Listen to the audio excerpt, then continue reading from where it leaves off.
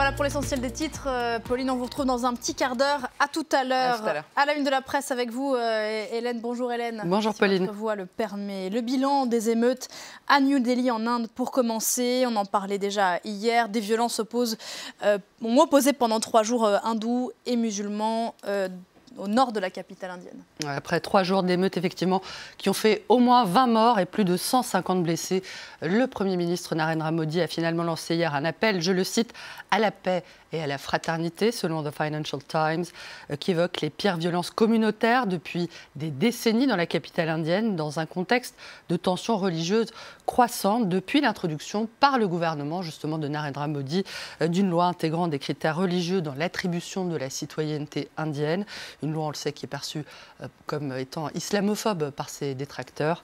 27 morts, dont près d'un tiers tués par balle. The Times of India annonce que 500 familles, dont les maisons ont été attaquées ou incendiées, ont aussi décidé de quitter les quartiers nord-est de New Delhi, des quartiers à majorité musulmane où se sont concentrées ces émeutes. Des affrontements dont le journal britannique The Guardian critique la présentation par les médias indiens qui se bornent à parler de violences commises, je cite, par des membres violents d'une communauté religieuse, sans jamais préciser laquelle. Ce rituel d'anonymisation a un effet distordant et transforme une violence inégale en guerre symétrique, regrette le journal britannique, qui accuse le BJP, le parti nationaliste hindou de Narendra Modi, et ses discours incendiaires, je cite, d'être le principal chef d'orchestre des violences commises à l'encontre des musulmans. À la une également, Hélène. Et d'ailleurs, ce sujet domine pas mal la presse mondiale aujourd'hui. La propagation du coronavirus à travers la planète, ce Covid-19 qui touche désormais tous les continents. Alors que le nombre de cas semble en tout cas se stabiliser en Chine, plus aucun continent n'est effectivement épargné. L'augmentation du nombre de contaminations dans le monde alimente les craintes d'une pandémie, titre, on le voit, de Shanghai Daily, avec l'image d'un patient de 68 ans, originaire de Wuhan, finalement guéri après un séjour à l'hôpital et plusieurs jours de coma, d'après le quotidien chinois.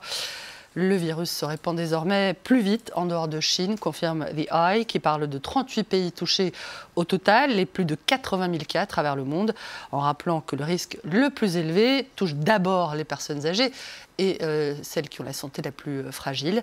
Avec plus de 1200 personnes contaminées et 12 morts, selon The Korea Jungang Daily, la Corée du Sud reste le principal foyer du virus en dehors de Chine. Une situation qui conduit d'ailleurs les Philippines à interdire temporairement les voyages touristiques vers cette destination, d'après The Manila Bulletin, qui précise que les autorités philippines se donnent 48 heures pour décider si cette interdiction sera étendue aux Philippins qui résident de façon permanente en Corée du Sud. Et précisément, Hélène, de plus en plus de pays ont décidé de suspendre ou recommandent de suspendre les déplacements de leurs concitoyens à l'étranger. Arab News rapporte que l'Arabie Saoudite a suspendu temporairement l'entrée sur son territoire aux pèlerins se rendant à la Mecque, dans le but évidemment de prévenir l'arrivée de l'épidémie.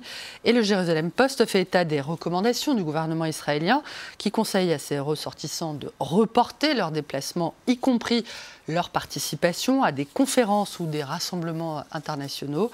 Des recommandations que ne formule pas en revanche le gouvernement français, malgré la détection de 6 nouveaux cas dans l'Hexagone, dont l'un a succombé à la maladie sans que l'on connaisse encore pour le moment l'origine de cette contamination.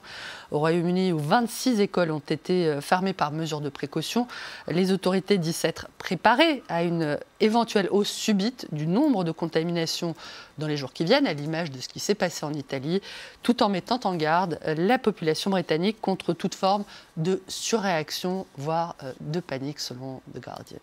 Le coronavirus, Hélène, qui entraîne aussi l'annulation de dizaines d'événements à travers la planète. Et l'édition sport du journal The Eye annonce que le match du tournoi à destination de rugby entre l'Irlande et l'Italie, le pays le plus touché donc par le coronavirus en Europe, prévu le samedi 7 mars à Dublin, a été reporté. Pas de report, en revanche, des 8e de finale allée de Ligue des Champions entre l'Olympique Lyonnais et la Juventus de Turin. La rencontre a bien eu lieu hier soir à Lyon, malgré la polémique sur la venue de 3000 supporters italiens. Pour le plus grand bonheur des Lyonnais d'ailleurs, qui l'ont emporté 1-0, un coup de maître selon l'équipe. Et pas de report non plus, figurez-vous, Pauline, du voyage en France de l'inénarrable Gwyneth Paltrow, l'actrice américaine connue aussi pour ses conseils farfelus en matière de bien-être est visiblement inquiète de l'avancée du coronavirus en Europe, a publié cette photo d'elle sur Instagram, un cliché où elle apparaît, on le voit, avec un masque noir devant la bouche en indiquant être en route pour Paris. Paranoïaque, prudente, paniquée, placide, pandémique, propagande, s'inquiète celle qui a d'ailleurs joué dans le film Contagion. Sans doute un peu de tout ça à la fois.